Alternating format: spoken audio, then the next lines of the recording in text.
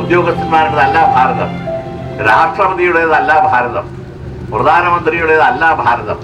Bharatam Anatha കുട്ടികളുടേതാണ്, നിങ്ങളുടേതാണ്, നമ്മളുടേതാണ്.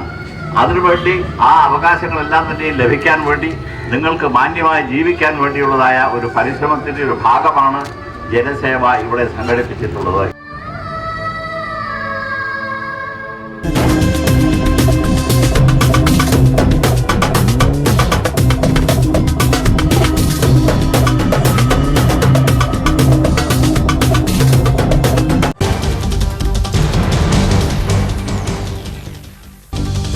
And the first step towards a brighter future.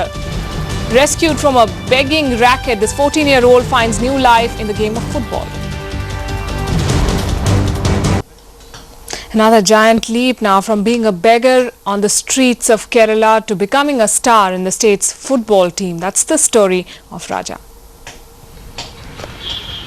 For 14-year-old Raja, life seems to have come a full circle. Today, he might be one of the most promising players the Kerala sub-junior football team has, but his journey to the top was not without pitfalls.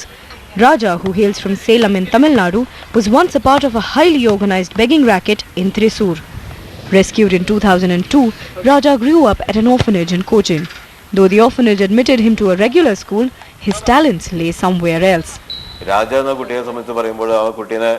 While we rescued him, he was in a very bad condition. He was just 8 and was beaten up with iron rods for not making enough money while begging. We sent him to Cochin City Football Academy, and that changed his life. C. Raja, Kerala junior football ടീമിലെ മുന്നേറ്റ നിരക്കാരൻ. ഇതിലെന്താണ് പുതുമയെന്നാവും സംശയം. അതറിയാൻ അല്പം പിന്നിലേക്ക് സഞ്ചരിക്കണം. കൃത്യമായി പറഞ്ഞാൽ 4 വർഷം പിന്നിലേക്ക്. ഇത് തമിഴ്നാട്ടിലെ സേലത്തുള്ള ആമിനംകുടി ഗ്രാമം, രാജയുടെ ജന്മദേശം. വീട്ടിൽ അച്ഛനും അമ്മയും പിന്നെ രാജയും. കൂലിപ്പണിക്കാരെങ്കിലും ഇവർ സന്തുഷ്ടരായിരുന്നു. ഒക്കെ തകിടം മറിഞ്ഞത് വളരെ വേഗത്തിലായിരുന്നു. പിന്നെ അച്ഛൻ ഈ ജോലി ചെയ്യുന്നതിൻ്റെ ഇടയ്ക്ക് അച്ഛൻ്റെ കാലിൽ ഇങ്ങനെ ഒരു കട്ട കുത്തി കയറിയതുകൊണ്ട് അവിടെ വലിയ മുറിവുണ്ടായിരുന്നു. അത് അച്ഛൻ ശ്രദ്ധിക്കാതെ കുറേ നാളിരുന്നപ്പോൾ അത് പഴുത്ത് അത് ഉള്ളിൽ പുഴുവൊക്കെ ഉണ്ടായിരുന്നു. അപ്പോൾ അങ്ങനെയാണ് ഞാനും എൻ്റെ അച്ഛനും കേരളത്തിലേക്ക് വരുന്നത്. ജോലി അന്വേഷിച്ചാണ് ഞാനും എൻ്റെ അച്ഛനും വന്നത്. അപ്പോൾ അച്ഛൻ്റെ അവിടുത്തെ നാട്ടുകാരൊക്കെ ചേർന്ന് കുറേ പൈസ ഒക്കെ അച്ഛന് കൊടുത്തു. അപ്പോൾ അതും കൊണ്ട് ഞാനും എൻ്റെ അച്ഛനും കേരളത്തിലേക്ക് വന്നു. ആ പൈസ ട്രെയിനിൽ വെച്ച് ആരോ എടുത്തുകൊണ്ടുപോയി.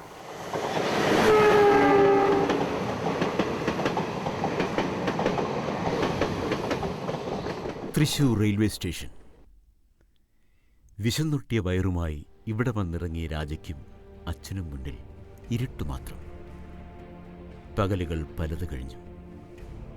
പഴുത്തൊലിക്കുന്ന കാലിൻ്റെ കഠിനവേദനയുമായി ഇഴഞ്ഞു നീങ്ങുന്ന അച്ഛൻ.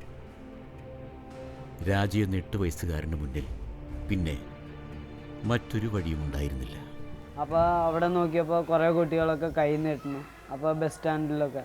അപ്പോൾ ഞാൻ അവരുടെ ഒപ്പം ചെന്ന് കൈ നീട്ടി. അപ്പോൾ എനിക്ക് കുറച്ചൊക്കെ പൈസ കിട്ടി. അത് വെച്ച് ഞാനും എൻ്റെ അച്ഛനും കുറേ ഭക്ഷണമൊക്കെ വാങ്ങിച്ച് കഴിച്ചു. പിന്നെ കുറേ ദിവസം ഞാനിങ്ങനെ തന്നെ ചെയ്തു.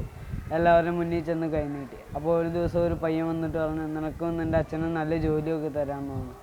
അപ്പോൾ ഞാൻ പറഞ്ഞു, നീയാണ് ജോലി തരണമെന്ന് ചോദിച്ചു. അപ്പോൾ അവൻ പറഞ്ഞു, അല്ല, എൻ്റെ മുതലാളി തരുമെന്ന് പറഞ്ഞു. അപ്പോൾ അവൻ പറഞ്ഞ ഞാൻ അനുസരിച്ചു. അവൻ്റെ ഒപ്പം കൂടെ പോയി.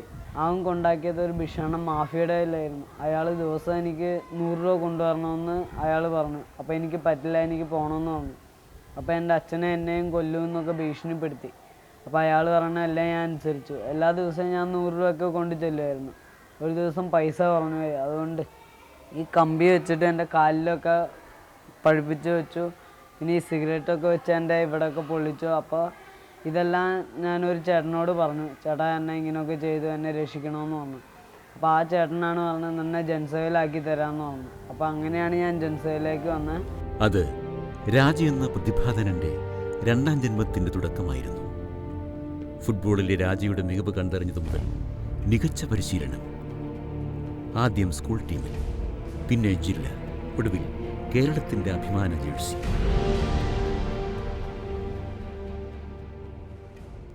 രാജയിലെ പ്രതീക്ഷ ഇവിടെ അവസാനിപ്പിക്കാൻ പക്ഷേ ആരും ഒരുക്കമല്ല.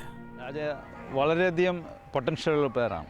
തീർച്ചയായിട്ടും നന്നായിട്ട് നല്ലൊരു ടീമിനോട് കളിക്കാൻ അവസരം കിട്ടുകയും കുറച്ചും കൂടി ഹാർഡ് വർക്ക് ചെയ്യുകയാണെങ്കിൽ രാജയ്ക്ക് ഇനിയും ഉയരങ്ങളിലെത്താം. തീർച്ചയായിട്ടും ഇന്ത്യൻ ടീമിലും കളിക്കാനായിട്ട് രാജയ്ക്ക് കഴിവുണ്ട്. ആമിനംകുടിയിലെ പഴയ ഓർമ്മകൾ, തൃശ്ശൂർ റെയിൽവേ സ്റ്റേഷനിലെ പീഡനങ്ങൾ ഒക്കെ രാജ മറക്കുന്നു. ഇനി കരുത്തിൻ്റെ, കൗശലത്തിൻ്റെ ഫുട്ബോൾ. ഈ മിടക്കിന് ഇത് മാത്രമാണ് സബരിയ.